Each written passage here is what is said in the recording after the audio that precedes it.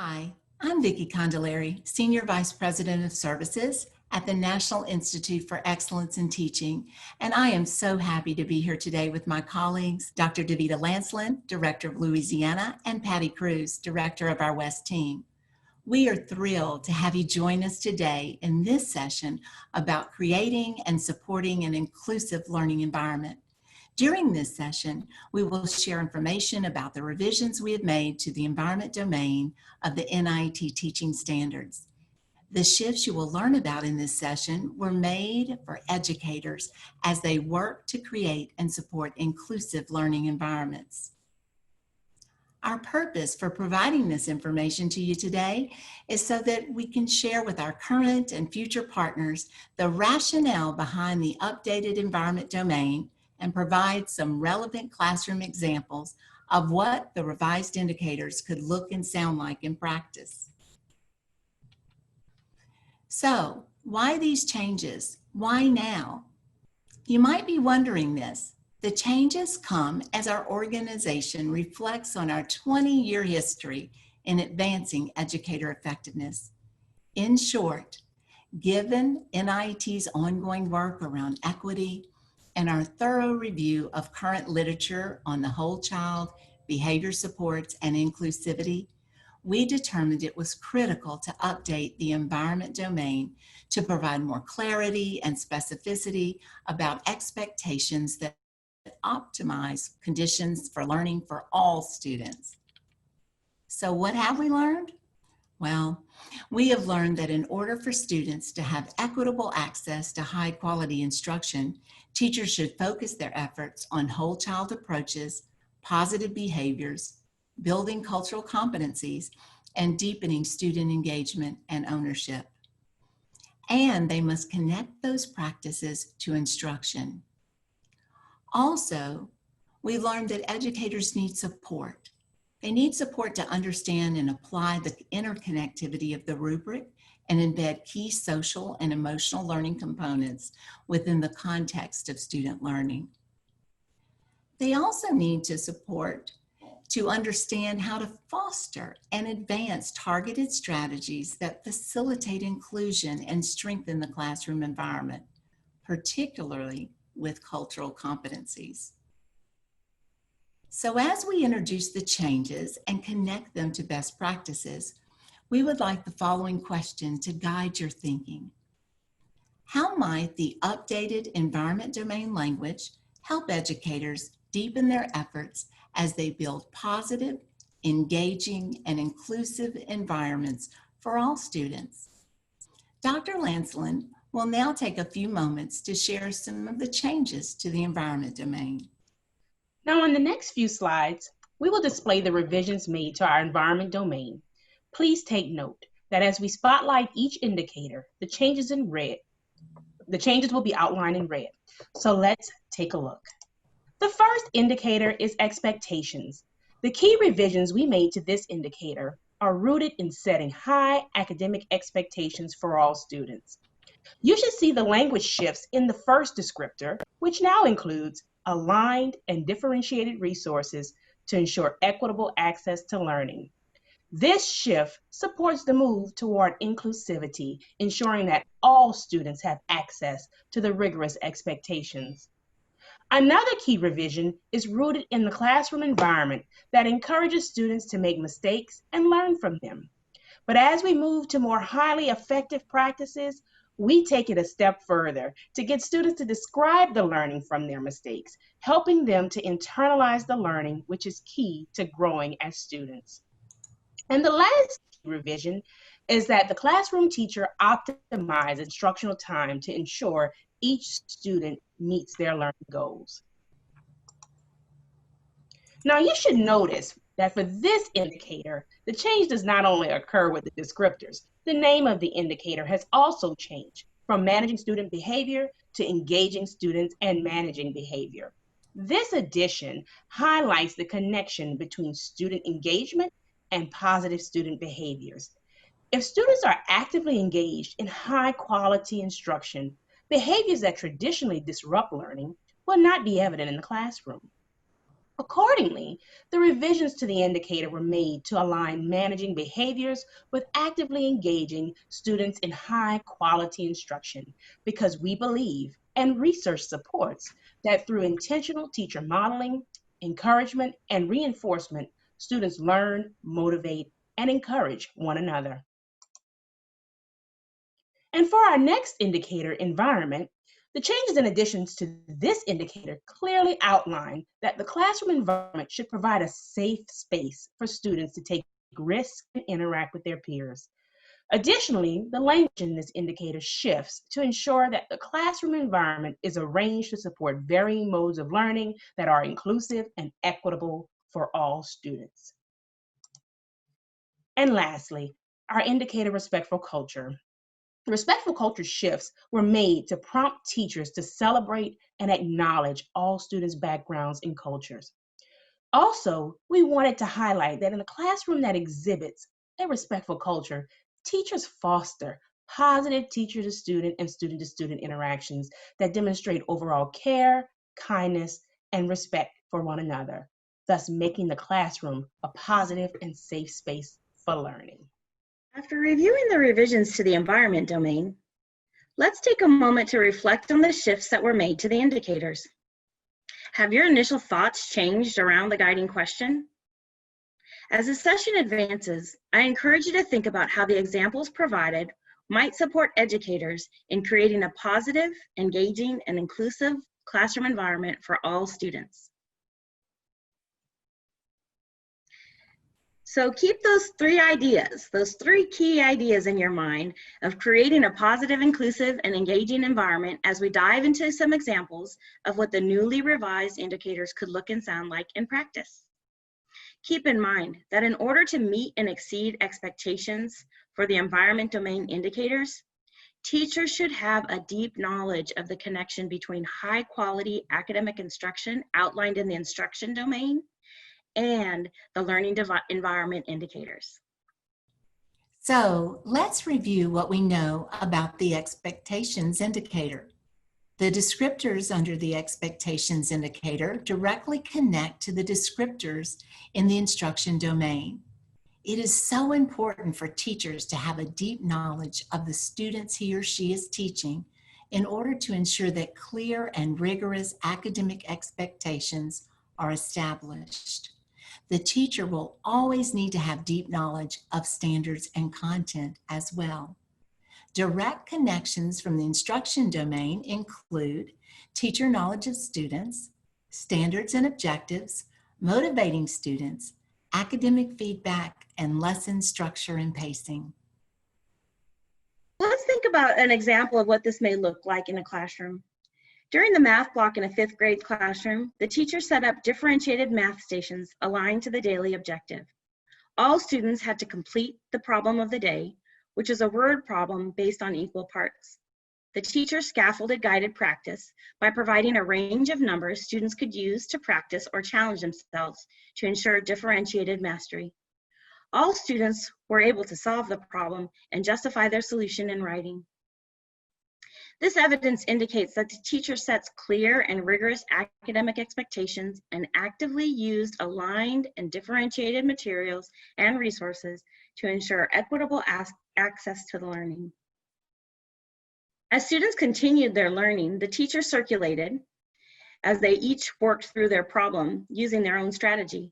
One student was struggling with the concept of equal parts, and the teacher asked probing questions to support and adjust the strategy to inspire success. The teacher thanked the student for persevering and asked the student how the new strategy was different from the first attempt and how she could use it in the future. The teacher then asked the student if she would feel comfortable sharing her second attempt in front of the class, and if she could share what she had learned through application of that new strategy. The student shared her second attempt in front of the class and what she had learned through the process. This evidence clearly indicates that the teacher encourages students to learn from their mistakes and prompts them to describe their thinking as it aligns to what they have learned. So let's look at the next indicator, engaging students and managing behavior. Timely and effective management of both student behavior and student engagement is critical for effective instruction and student learning to take place within a classroom. The descriptors under this indicator also directly connect to the descriptors in the instruction domain. Establishing a culture where students understand how their own actions in the classroom help or hinder learning begins to create a safe space for students who are engaged in the learning, not just the lesson, leading to ownership and self-guiding practices for students. Within this indicator, there are direct connections to the instruction domain, which include presenting instructional content and motivating students. So thinking about that same 5th grade math block classroom, let's visualize how engaging students in managing behavior might look and sound in that room. By providing differentiated classwork, the teacher is ensuring that all students have the opportunity to master concepts. This opportunity ensures that students engage in and benefit from the learning process. When the teacher thanked the student for persevering, she sent a message that we learn from our mistakes and we keep trying, thus promoting safe and a productive learning environment. The same student was able to share her learning with peers and motivated them to persevere as well. It was rewarding for her to be recognized. The teacher also presented the students with a menu of aligned activities which offered student choice. And choice motivates engagement by presenting student relevancy. Displaying student work from all levels made the learning space personal for students and celebrated their accomplishments. This is distinct from only displaying perfect work. Now let's look at the next indicator, environment. Classroom environment is an important factor that affects student learning. Therefore, the descriptors for this indicator are very connected to instruction. Additionally, this indicator is so closely interconnected to other indicators in the environment domain, such as expectations, engaging students in managing behavior, and respectful culture.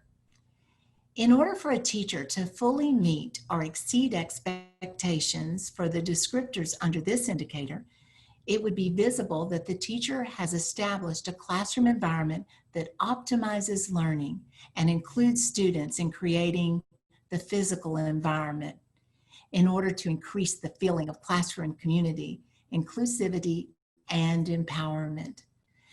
Direct connections to the instruction domain include questioning, presenting instructional content, standards and objectives, and academic feedback. So let's think about another example, what it might look like in another classroom. At Sunflower Academy, the leadership team members approached Miss Wilson's 1st grade class. They noticed a sign on the door with a picture of a student labeled, featuring Sabrina Dorsey, Class Ambassador of the Week. When the leadership team knocked on the door, the student from the picture, Sabrina Dorsey, opened the door and pointed the team members to an area specifically designed for classroom visitors. The class ambassador system in this classroom is supportive of a positive classroom environment that welcomes all students and guests and provides a safe space for students to take risk and ownership while reinforcing that positive classroom culture. Afterward, Sabrina quietly moved back to her carpet square and continued to engage in the class morning routine. During the morning routine, the teacher introduced the day's lesson, stating, "Dear Miss Wilson's readers, today we will read and retell a story." The teacher asked the students, "What do we need to make sure we do when we retell a story?" Some students looked at a retell anchor chart on the wall, which includes the story elements that support a child's retell of a story, along with associated prompting questions. The classroom is clearly organized and designed for and with students to promote learning for all. The teacher charts the elements of a good retelling during the morning message. She continues to write on that chart and continues to ask questions around the topic to the students. Once the morning message is completed, the teacher takes the anchor chart and she created as a model and posted in the area of the room that states morning message objective. The use of anchor charts in this classroom indicates that the classroom has supplies, equipment, and resources easily and readily accessible to provide equitable opportunities for all students. One of Ms. Wilson's boards had a saying on the top. It said, "This is our wall of fame. Our writing rocks," with students from all backgrounds pictured holding student writing. Most of the writing pieces had last week's date and outlined story elements from a student-selected piece of literature. The personalized student work board demonstrates a classroom environment that displays current student work and promotes a positive, inclusive classroom environment. Now, thinking about that same first grade classroom and continuing to think about all the great things we saw in that environment, we see center areas labeled for students and desks that are in quads and triads with numbers and shapes taped to the desk for grouping purposes. In centers, you hear students engaging in paired reading and retell. When it's time to retell, one of the partners had a checklist that includes the elements needed to effectively retell a story with guiding questions for each element. The leadership team hears several students providing feedback to one another, such as, "In your retell, you identified the characters, the problem, and the solution, but you missed the setting." Using the anchor chart on the wall, the student asks, "So where did the story take place?" Then the second student answers the question correctly, causing him to revise his retell. Afterwards, the student gives his partner a popcorn cheer, and they felt good about the work they had done. As students continue to work, the teacher circulates and provides feedback and praise to students and asks two students if they would like to share their writing with the class for some feedback. They both agree. At the end of the lesson, when the students transition smoothly back to the carpet and two students share their work and receive feedback from the group, later, both students are asked if they'd like to hang their work on the wall, Our Writing Rocks board. So now let's take a look at the next indicator, respectful culture. A respectful culture in the classroom facilitates learning and is connected to instruction. Additionally, a sustainable, positive classroom environment begins with the respectful culture. In a classroom where there's a strong respectful culture, there is an atmosphere that is more than about the interaction between students and the teacher, but rather an atmosphere of mutual respect where students are also treating each other with respect. The result is a classroom where more learning takes place as students feel safe, motivated, and respected. Direct connections to the instruction domain include motivating students, thinking, and problem solving. Thinking about the same first grade classroom scenario, let's visualize how the respectful culture indicator might look and sound in this classroom. By providing structured opportunities for student leadership, the teacher celebrates and acknowledges all students. The intentional use of images of diverse students, including students from different backgrounds and cultures, and a varied level of current student work hanging on the wall, well, this provides students with a classroom space that fosters positive interaction and demonstrates overall care, kindness, and respect for one another. Likewise, when students engaged in partner work and provided opportunity to give critical feedback, the student revised their answers and received encouragement from their partners. And when the teacher enlists students to volunteer to share their work with the class for feedback, students accept. This evidence demonstrates the teacher's intentional attempts at creating a positive relationship amongst the students and herself and interdependence in the classroom. As we know, many of the previous examples can be attributed to both traditional and virtual settings, but we wanted to provide you with specific virtual supports to solidify the indicators from the environment domain's presence in a virtual learning environment. Sit back and listen to an example that supports all of the indicators on the environment domain. So ladies, I had the opportunity to observe a high school freshman English class that is currently being taught 100% virtually. What was interesting was that the lesson didn't start in the synchronous platform. Prior to the lesson, students were sent a message from the teacher's virtual platform to let them know there was a new assignment that was expected to be completed before the synchronous session.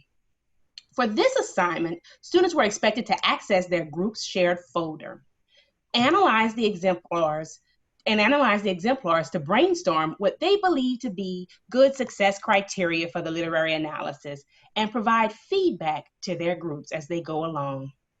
By doing this, the teacher was really engaging students in learning with clear and rigorous academic expectations using those aligned resources from the start.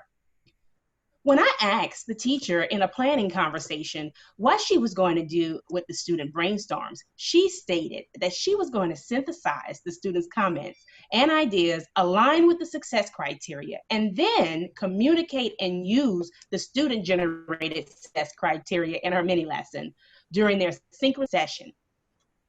The teacher stated she wanted to give students an opportunity to have voice in creating that criteria. She wanted students to begin to have ownership of the criteria for that lesson. Then in a synchronous session, the teacher used the success criteria to develop a poll question to get students to reflect on their current level of understanding. And they would set individual goals to assess their progress towards mastery at the end of the lesson and also identify their action steps to meet the goals. Now, this teacher allowed students to determine their individual goals towards mastery and provided them with that opportunity to state why they set the goals based on their understanding of where they were in the learning. Now, when students engage in these actions, it becomes evident that the students had the ability to describe their thinking and what they learned, and then they were afforded the opportunity to take the initiative to meet and exceed their teacher's expectations. Now, in response to the level of understanding poll results, I noticed there were 2 students engaged in a public chat that I think they thought was private. And they called out a number of students who felt that they were not ready to meet full attainment of the criteria. However, the teacher quickly redirected the class by reviewing the virtual norms that was set by the class, and then sent the individual students a private chat message with instructions to connect with her during her office hours. Now, she reinforced the norms that were set in order to deter others and to guide the students to honor their collective commitments. And also by using the private chat function and office hours, she didn't allow the inconsequential behavior to interrupt the lessons and address the individual students rather than the whole class. After that mini lesson, students were sent to time breakout groups with predetermined roles to engage in a discussion on how to analyze that literary text and to complete a graphic organizer in a shared space to support student understanding of the success criteria. Not only was the group work timed, but the teacher monitored the group by visiting the breakout groups and monitoring their shared documents that they were tasked to complete by providing feedback through the comments. It was nice to see the teacher use multiple ways to ensure that the students were on task during the lesson. I truly believe her timing and presence in the virtual space helped to promote engagement in learning and help students to assess their progress. When students got to their group shared folder, the folders included learning resources, such as links to companion text or problem-solving tips to support their learning. By doing this, the teacher is establishing an environment that is designed to promote learning for all students that has resources readily available. Recognizing that she teaches students with various support needs, she allows all students access to the curriculum by differentiating those electronic tasks. There were 3 students that were given sentence stems to provide them with language support for discussions in the breakout rooms and for crafting their written responses. I noticed that some students' tasks were equipped to meet their individual accommodations and modifications because some students had access to the text-to-speech feature embedded in their web browser or audio clips to provide them with the audio access to text and directions on assignment individually. And throughout the session, the teacher continuously reviewed the norms for virtual learning and conducted a check-in and check-up activity to assess their readiness for learning, both emotionally and academically through a short poll. This demonstrated that the teacher cared for and respected her students. Reviewing the norms daily increases the likelihood that positive teacher-to-student and student-to-student interactions demonstrate care, kindness, and respect. And when the teacher displays pictures on slides or shows videos, Students routinely have the opportunity to see images of people who represent their cultural heritage and backgrounds when engaging both synchronously and asynchronously in a lesson. And in her Google classroom space, the teacher set up a Bitmoji classroom for students to take time out during stressful situations where they could access mindfulness resources and reflection activities. Then at the end of the lesson, the teacher provided time for students to reflect on their learning and privately ask clarifying questions to the teacher. By doing this, the teacher is promoting interdependence in the classroom, thus showing that when we work together, we learn together. So let's take a moment to revisit our guiding question. As you reflect on the question, it's important to create a sense of awareness for our teachers as it relates to best practices and the teaching standards that yield the strongest results for students. As educators, we work hard to create a community of thinkers, listeners, learners, a community where kids and teachers care and wonder together about each other's interests and ideas and take time to talk about them and explore them. And as you heard the scenarios play out in today's session, we are providing examples of what the newly revised indicators might look and sound like in practice. We hope that you were able to pick out evidence that supports a positive, engaging, and inclusive environment for all students to reach their fullest potential. Remember, as you continue to review and learn more about the shifts made to these indicators, it's important that as we think about best practices needed to elevate the environment domain as it directly connects to instruction. After all, the environment is fundamental to the success and learning in a classroom. NIET has prepared materials and resources to support our partners as you phase in the environment domain. Please be on the lookout for additional resources and support as you phase in implementation of the environment domain. As a reminder, NIET is committed to supporting partners with these challenges. Remember that these changes are designed to help teachers to build a positive and inclusive classroom environment, foster student ownership of behavior and learning, and more clearly understand what it looks like to create a classroom where every student is empowered to be successful. Finally, remember we're here for you if you need us. Look for us on Facebook, the World Wide Web at NIET.org, and on Twitter. This concludes our session. And on behalf of Davida and Patty, it has been our honor to be here with you today. We are so proud to partner with you and look forward to how we can support you in the future. Have a wonderful day.